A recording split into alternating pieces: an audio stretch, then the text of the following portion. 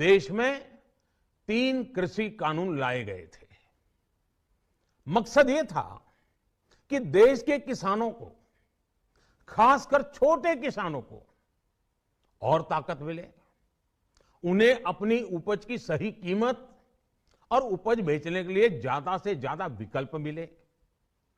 बरसों से ये मांग देश के किसान, देश के कृषि विशेषज्ञ, देश के कृषि अर्थशास्त्री, देश के किसान संगठन लगातार कर रहे थे। पहले भी कई सरकारों ने इस पर मंथन भी किया था।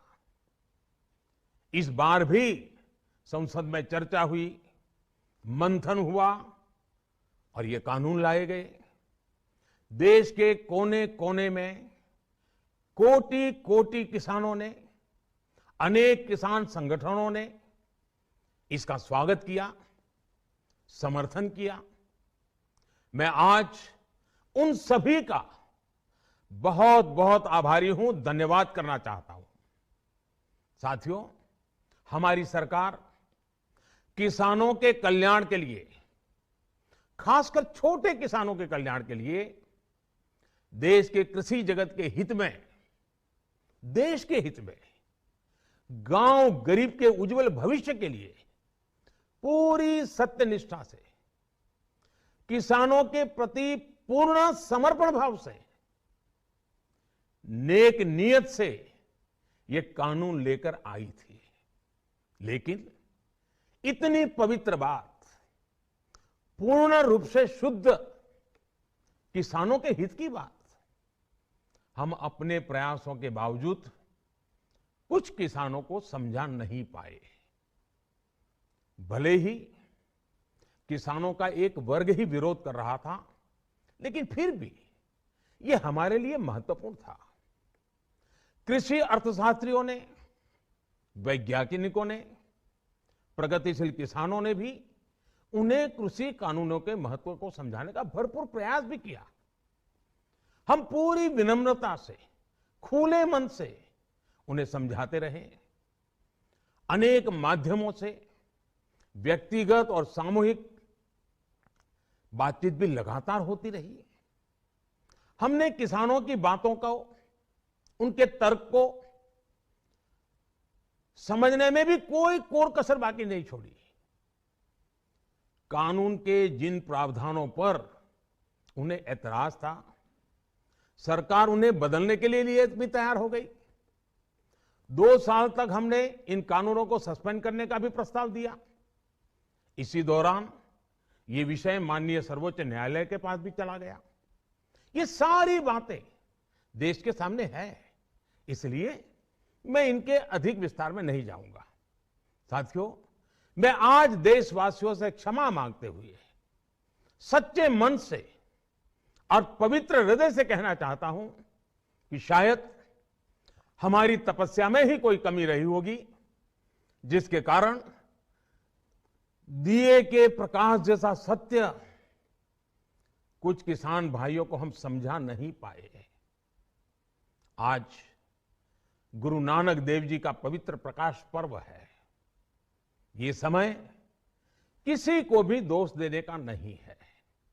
आज मैं आपको, पूरे देश को ये बताने आया हूं कि हमने 3 कृषि कानूनों को वापस लेने का, रिपील करने का निर्णय लिया है।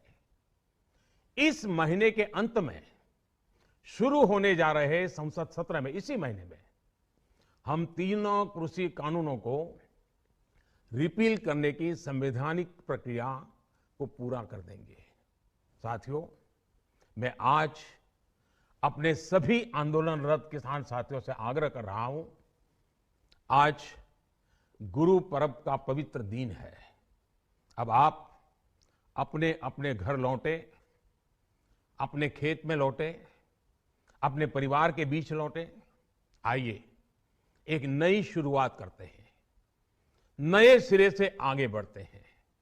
साथियों, आज ही सरकार ने कृषि क्षेत्र से जुड़ा एक और अहम फैसला लिया है। जीरो बजट खेती यानी प्राकृतिक खेती को बढ़ावा देने के लिए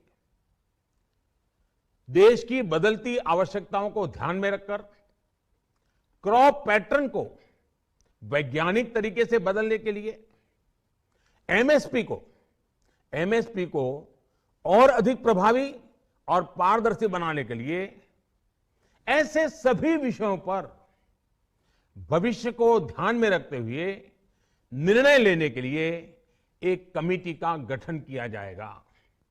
इस कमेटी में केंद्र सरकार, राज्य सरकारों के प्रतिनिधि होंगे, किसान होंगे, कृषि वैज्ञानिक होंगे, कृषि अर्थशास्त्री होंगे।